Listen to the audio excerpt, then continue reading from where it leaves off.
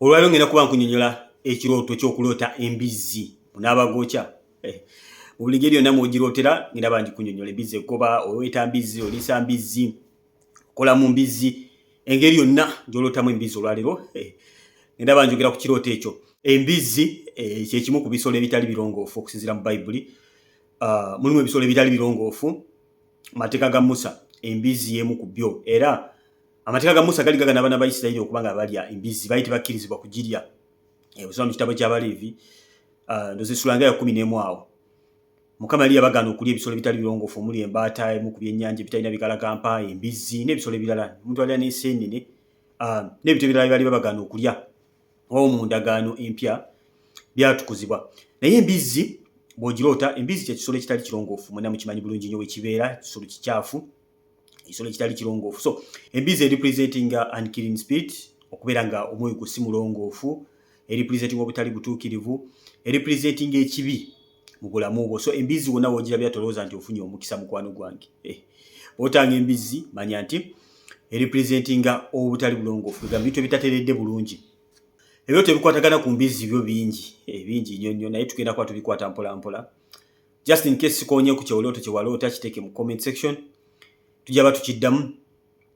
Nkitegeedde ebirooto bingi ebitannaba kuddibwamu, nayingiza ku kyonna kye nsobola, ate nga tulina okweyongerayo mikwano gyange kubanga muloota buli lunaku. Amba nakaddamu leero noloota ekiro. So tujja genda bwe tutyo mpola mpola nga twongera okuyigirizibwa. Nzikiriza gye tunakoma okweyongera okuyiga, gy'ojja okoma okwongera okuba nga onnyonnyoka, ate okuba nga osooka okwevuunula ebirooto byo. Of course ye aim yaffe enkulu wano. Sitwagala kubeera nga ffe tuwulira ebirooto byo buli kaseera, twagala obe nga nawe osooka okwevuunula ebirooto byo ate ng'osobola n'okuyamba abantu abalala.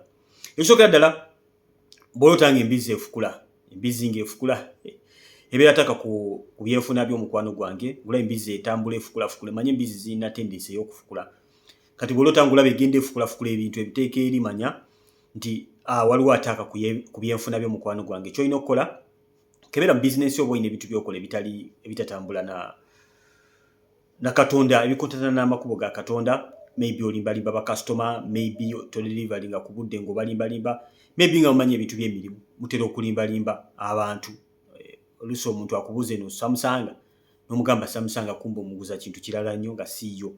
So kebera engeri gy'okola mu bizinesi oba Katonda yo gy'ayagala, kiyinza okuba nga kyaggulidde oluggi, kebera oba ekimu eky'ekkumi, kebera waawe waggula oluggi okuba nga omulabe asobola okwataakinga ebyenfuna byo. So bw'olootanga embizzi efukula, financial problems, kebera wanda ogenda kufuna obuzibu. Bw'olootanga olaba embizzi mu nnyumba yo, yeso obadde oli awo mu kirooto ogenda olaba mulimu embizzi mu nnyumba yo, Mukama baakulaga nti wandibanga waliwo ataaka ey'amaanyi eri ennyumba yo, wandibanga waliwo ekibi ky'okyahabalinga. Jjukira emibiri gyaffe yeekalo ya Katonda. Kati bw'olootanga olaba embizzi eyingidde mu nnyumba yo, wandibanga waliwo ekibi ekiyingidde mu bulamu bw'omukwano gwange, wandibanga waliwo evil powers ezataakiza amaka go. Bw'olaba ng'otunda embizzi, olaba ng'otunda embizzi ku bbuki, otemaatema embizzi otunda, mukwano gwange ogwo guyinza okuba nga omwoyo gw'okufa. Otunda embizzi oba eddogo ng'otunda embizzi ennamba, yandibanga eddogo eri obulamu bwo, oba ng'oli ku bbuki otemaatema ennyama y'embizzi nga bw'ogabula abantu bakuwa ssente, osobola okugiramu omwoyo gw'okufa, spirit of death. Ebirooto eby'ennyama mubeere nnyo very very careful. Otunda nnyama, ogaba nnyama, otunga nnyama ku misito, okalirira nnyama, beera very careful. Omwoyo gw'okufa gutambulira nnyo mu kirooto ekyo eky'ennyama. Kati ate bw'oloota ng'olaba embizzi eya bbulaaka, otulaba embizzi ya bbulaaka, mukwano gwange beera very very careful. Kiyinza okurepresentinga evil powers, amaanyi ag'ekizikiza okuba nga geetoolodde obulamu bwo bwe n'obikkiddwako, amaanyi ag'ekizikiza. Olaba embizzi eya bbulaaka. Bw'oloota ng'olaba embizzi eri mu kakeegi mukamanyi akalinga kabeera kakakomera, ng'embizzi eyo mu bagigalidde tefuluma, ng'eri omwo mu kakeegi. Mukwano gwange Mukama ayinza okulaga nti waliwo obusibe eri obulamu bwo, bondage, kye tuyita bondage mu bikozi, bondage mu bulamu bwo. Olaba embizzi eri mu kakeegi, eri omwo bagisibidde omwo, mukwano gwange wandibanga oli ng'oli mu busibe, bondage ey'amaanyi yinza okuba ng'eri ku bulamu bwo. Of course olina okubuuza Mukama, nkole ntya Mukama? Buuza Mukama, busibe ki bwe ndimu? Mukwano gwange bw'oloota ekirooto eky'embizzi toddawo kutula butuuzi. Embizzi obutali bulongoofu ate obuli serious, Mukama baakulaga bakuuninga mukwano gwange. Bw'otanga olaba embizzi ekugoba, obadde oli awo embizzi n'ekugoba emisinde n'odduka, mukwano gwange Mukama bakulaga nti waliwo ekibi ekipasuubinga. Waliwo ekibi ekipasuubinga, maybe kiyinza okuyita mikwano gyo nga bagenda kupollutinga obulamu bwo, nga bagenda kuba nga bakuleetera okugwa mu kibi, oba relationship gy'olimu ng'ogenda kugwa mu kibi ssaawa yonna. Olwo olaba embizzi ekugoba, sometimes oyinza okuba nga kwaka kutambulirako mukwano gwange nga oyaka, nolaba nga embizzi ekugoba. Okwaka gye kugenda kukomya mu bwenzi, mu bikolwa ebibi ebikyafu ng'ebyokwematiza, kulaba ebifaananyi eby'obuseegu. Okwaka embizzi ng'ekugoba emisinde eba ekugoba ekutwala mu kibi. Bw'otanga olaba embizzi mu kkanisa, Mukama waffe omulungi yeebazibwe, Yesu anyuma luno. Tebereza embizzi mu kkanisa oba embizzi mu muzikiti. Si muzikiti, embizzi mu kkanisa. Bw'otanga olaba embizzi mu kkanisa, mukwano gwange manya nti amaanyi g'ekizikiza galumbye ekkanisa. Ekkanisa generally waliwo okuba nga omuntu omu akola ekibi, naye generally ekkanisa egudde mu kibi. Osanga nga abakwaya benda bakola ki, bano bali mu kino, ate kati ennaku zino n'abasumba nabo ekibi kibagoba, embizzi ebagoba bubi nnyo. Mukama waffe omulungi yeebazibwe. So bw'obanga oli mu kkanisa yo gy'olimu n'olotanga olaba embizzi eyingidde mu kkanisa, Mukama batakugambye nti va mu kkanisa odduka. Abamu olaba ekintu kyonna mu kkanisa odduka buddusi, nedda. Mukama bagambye gwe gweyesigisiza okuba nga oyimirira, okuba nga weegayirira ku lw'ekkanisa eyo, kubanga ekkanisa eba egudde mu kibi generally, eba egudde. Mukama bajongera okubikkulira wa exactly musumba oba kwaya oba ndiga, okubanga ekkanisa egudde mu kibi. Embizzi eyingidde mu kkanisa eri omwo etambulatambula. So ekkanisa eba yetaaga okwenenya. Gwe Mukama bakulonze okubeera omwegayirizi olw'ekkanisa eyo, mukwano gwange. So bulaba ekyoto ekifaanana bwe kityo, todda mu kutula, todduka mu kkanisa, bula yimirira ekkanisa. Yimirira olwane olutalo owangulire Yesu. Kati tosobola okuloota nga olaba ozannya n'embizzi. Ozannya n'embizzi nga nnyingi. Olaba embizzi nnyingi ozannya nazo nga wandibadde ozannya n'obwana obuto oba ozannya n'emikwano gyo, ng'olaba ozannya n'embizzi. Mukwano gwange Mukama bakuwoninga nti waliwo ekibi ky'entertaininga mu bulamu bwo ng'oli mu kuzannya nakyo buzannyi. Ekyokola okimanyi naye ng'oli mu kuzannya na kibi ekyo. Mulimu abalokole abeewolereza. Ekibi okimanyi n'ekituufu okimanyi, naye n'osigala mu kibi ng'ozannya nakyo, ng'olowooza nti nno enkya nsobola okukivaamu oba nsobola okukivaamu olunaku nawe njagalidde. Mukwano gwange Mukama bakuwoninga. Emikwano ekibi kittira ddala, ekibi kiyita obuzibu obw'amaanyi, kikwetako obusibe. Tewandyetaaze kubeera ng'oentertaininga ekibi wonna wekisangidde. Ekibi nga bw'owulira ddala nti kibi nnyo nnyo ddala. Otozannya n'embizzi, mukwano gwange manya nti oli mu kibi ky'ozannyiikiriza ate ng'okimanyi bulungi nnyo. Sometimes kisobola okubeera emikwano gy'obeera nagyo. Bayibuli nga bw'egamba, do not be deceived, bad company ruins good morals. Okubeera n'emikwano ebibi gyonoona obulamu bwo, gipollutinga obulamu bwo ng'omwana wa Katonda. Kyandikwa ne mu Zabbuli ndowooza essula esooka y'osooka nti aweereddwa omukisa atatambulira mu makubo g'abaki, makubo g'ababi. So mukwano gwange tokkirizanga kubeera na environment mbi ng'omwana wa Katonda etawaanya omwoyo gwo. Okimanyi bulungi nti emikwano gy'obeeramu gitawaanya omwoyo gwo, tawaana butawaanya. Ogenda ovaayo ng'oyaka, ogenda ovaayo nga wena oyambadde ebintu tobitegeera. Abantu baagale babuli ekigambo kya Katonda naye weekumire n'emikwano emirokole gyamba okwerevetinga omwoyo gwo. So olota olaba ozannya n'embizzi, kebera obulamu bw'omukwano gwange. Bw'olota olaba embizzi ezadde, obwana nga bungi, embizzi ng'ezadde obwana bungi. Mukwano gwange kijagala otegeere nti ekibi kikula. Ekibi kisobola obeera mu bulamu bwo nga kitono bwe kiti. Yesu yakyogerako nga akazimbulukusa akatono. N'agamba be careful about the little yeast. Just a little yeast can bake the whole bunch. Right. Akazimbulukusa akatono basooka kateeka mu ngano n'ezimba n'ebivaamu ebintu bingi. So ekibi kikula mukwano gwange, ekibi kikula ne kimala ne kikola ki? Ne kikulya. Era Bayibuli ekyogerako nti sin when it is fully grown gives birth to death. Mukama waffe omulungi yeebazibwe. Nti ekibi bwe kikula ennyo kizaala okufa. Osotandika n'akabi katono eventually nga kikuviiriddemu okufa mukwano gwange.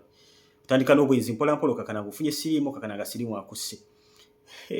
Mukama waffe omulungi yeebazibwe. Okakana nga bakukubidde ku muka musajja nga bakusse, kakana nga ofudde bakuloze ofudde, anti onaakulisa eddogono nakakana nga bakuggyeewo wonna bakufiire. So ekibi kittira ddala mukwano gwange, ekibi kikula. Obulamu oyinza okwetataininga akantu katono nnyo bwe kati, kakana nga kakuzaalidde bitukula. Kantu katono nnyo otandise n'amboozi, okakana ogenze mu bifaananyi by'obuseegu, okakana okoze ekikolwa ekibi, okakana nga wenna ogwiridde ddala. Ekibi kikula. So ekibi wonna w'okirabira nga Yusufu yakirabira n'adduka emisinde n'aloka omukazi yali ayagala okwebaka naye, naye w'okirabira wonna adduka misinde, tolinda kubeera, otentataininga kibi mukwano gwange. Yes, abamu bw'olota nga embizzi oli mugigabula, most of the times kisobola okubanga kiraga nti ebintu byo bigenda kwononeka, omulaba agenda ku attacking ebyenfuna byo, ng'olaba ogabula embizzi nyingi, enogiwa mu sowaani zaazo. Mukama kulaga nti emikisa gyo gigenda kusaasaana. Sometimes kisobola okubeera ekibi nga kyogezaako okubanga entertaininga, sometimes kisobola okubeera emikisa nga gigenda kusaasaana, naye ekirooto ekitambulirako embizzi manya kitambulirako obutali bulongoofu. Emikisa gyo kubanga gisaasaana, wabeerawo oluggi oluba lwagguddwa oba lwotanaba kuggala, nga ekibi kino emizimu gino mwe giyita okubanga gisaasaanya ebyenfuna byo ng'omwana wa Katonda. So beera very very careful ekirooto ekitambulirako embizzi. Bw'otanga embizzi ekugoba, ota mu kyoto ng'embizzi ekugoba, ekyo nakyogeddeko, ebeera demonic attack. Ebeera demonic attack, sometimes kibeera ekibi nga kigenda kubanga kikulya, ate ekibi ekyo kiba kigenda kuviiramu okubanga olumbibwa emizimu. Agambye emizimu gino gikozesa loopholes. Omuzimu bw'ati gulina kiguyinako giba tesobola kujja.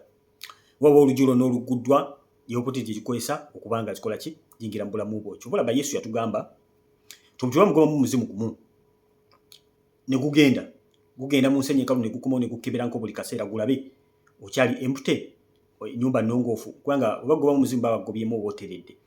Kati ate bw'otajjuzaawo Mwoyo Mutukuvu, emizimu gigenda gujja buli kaseera gukulingiza, kugenda okulaba nti oli empty, genda gweta emirala 7. Bayibuli egamba omuntu oyo n'abeera waasi n'okusinga bwe yali, olw'ensonga lwakuba nti si Katonda si w'amaanyi, olw'okuba nti gwe kennyini oli munafu. Ennyumba Mukama yagiyonja, kati gwe n'otajjuzaawo Mwoyo Mutukuvu, n'otajjuzaawo bya Katonda, n'ogireka n'ebeera nkalu, emizimu n'ejja ne giyingiramu.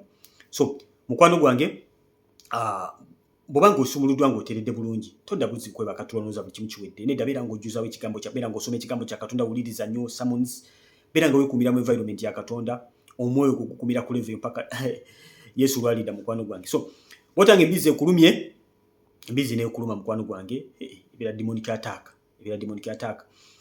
Amaanyi g'ekizikiza, sometimes esobola okubeera marine spirit nga ekulumbye. Marine spirit niyo egiva mu nnyanja wansi, gitambulirako omwoyo gw'obwenzi most of the times. Sometimes kisobola okubeera ekibi nga kyekigenda okukola ki? Okonsuminga. Embizzi ekulumbye n'ekola ki? Ekugobye n'ekulumba n'emala finally n'ekuluma. Kibi kiba kigenda kukumalawo, ate ekibi ekyo kiba kigenda kukwetera amaanyi g'ekizikiza okubanga gapollutinga obulamu bwo, amaanyi g'ekizikiza okubanga gadestroyingira ddala buli kintu kyo kyonna.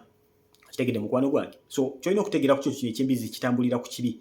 Wabawo nga kyekuusa ku maanyi g'ekizikiza naye nga loopholes kwe ziyitidde, si lwakuba nti oli mulokole, lwakuba nti nno waliwo ekibi. Waliwo emyoyo egitulumba lwakuba nti tuli baana ba Katonda. Of course Sitaani alwana buli kaseera, agezaako Mukama mu kubikkulira. Naye bw'olaba ng'ekirooto kyonna nga kyekuusa ku mbizzi, manya nti waliwo ekibi ekikyakolebwa, waliwo ekibi wekiba nga loophole gye kikozesa okubanga kiyingira mu bulamu bwo kibi, ekirooto nga kitambulirako embizzi. Yes, kati ate bw'olootanga embizzi eyogera, obamu oloota embizzi eyogera. Mukwano gwange kyonna kyeyogera, abamu olina gy'ogenda ku job interview ate n'olootanga embizzi eyogera. Mukwano gwange Mukama baakulaga tino waliwo ataaka eyo gy'ogenda, ekibi kikusooseeyo. Ekyokukola kyangu nnyo, weenenye mu maaso ga Katonda, otereze amakubo go ne Katonda, then osumululwe. Ekirala, bw'oloota ng'ossa embizzi, Mukama bakulaga nti ofunye obuwanguzi eri ekibi, eri amaanyi g'ekizikiza agagabadde gakuumira mu kibi. Obadde olina emuze gw'okola, obadde olina ekibi kyokka n'olota ng'ossa ekibizzi ng'okisse ng'okikubye n'okiwangula. Mu kirooto Mukama bakulaga nti ekibi ekyo finally okiwangudde mukwano gwange. So ekibi embizzi mu kirooto representinga unclean spirit, okubeera nga toli mulongoofu, okubeera ng'otambulira mu kibi, okubeera nga kwegamba ebintu byonna ebitali bulongoofu, embizzi kwetambulira ekibi ekyo, okuloota ekibizzi. So embizzi nga bwe tugirabye representinga unclean spirit, obulamu obutali bulongoofu nga butambulirako ekibi. Ab'emikwano, sin is a living being. Ekibi kintu kiramu nga gwe bw'oli omulamu. So bwe kiba kitula munda mu gwe kiba kitambula nga kikola. So bw'oloota embizzi representinga unclean spirit, omwoyo kubanga teguli clean, representinga obulamu buli pollution, rejection, ogenda kubeera ng'ogaanibwa olw'ekibi. So representinga ebibi byereere. So kale bwe nawe ogirabira mukwano gwange, beera very very careful. Yes, bane njogera okubebaza, mwebale kutulaba, mwebale kutwagala. Bino tumanyi nti bingi mikwano gyange bimutadde mu comment ku Facebook, ku YouTube, ku WhatsApp.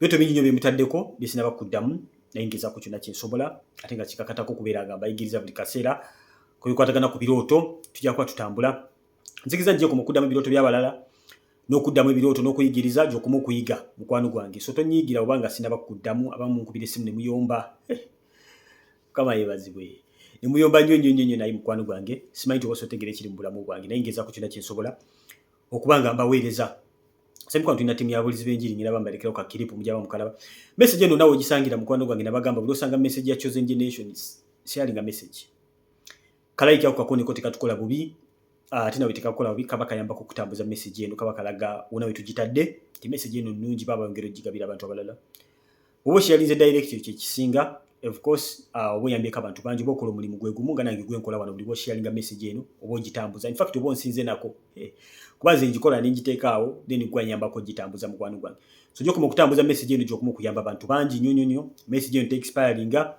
uno omuntu wagisangidde we muyambira yes mbere bulungi abimikwano tusigale video eddako mwera basigale ndi brother Steven kwa Chosen Generation for whatever you are going to be in forever. So I don't know how you build the life you have. For us to use our life to bring the gospel.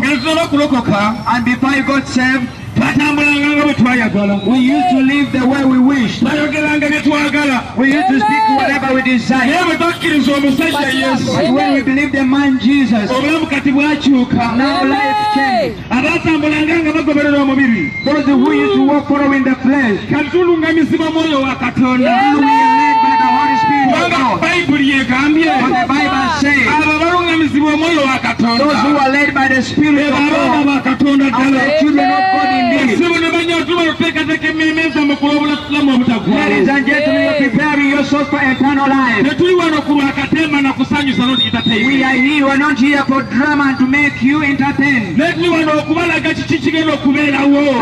here to tell you what is going to happen.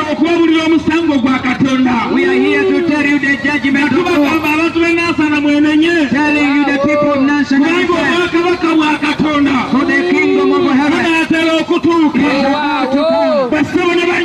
Ladies and gentlemen, whatever is in the world has got an end.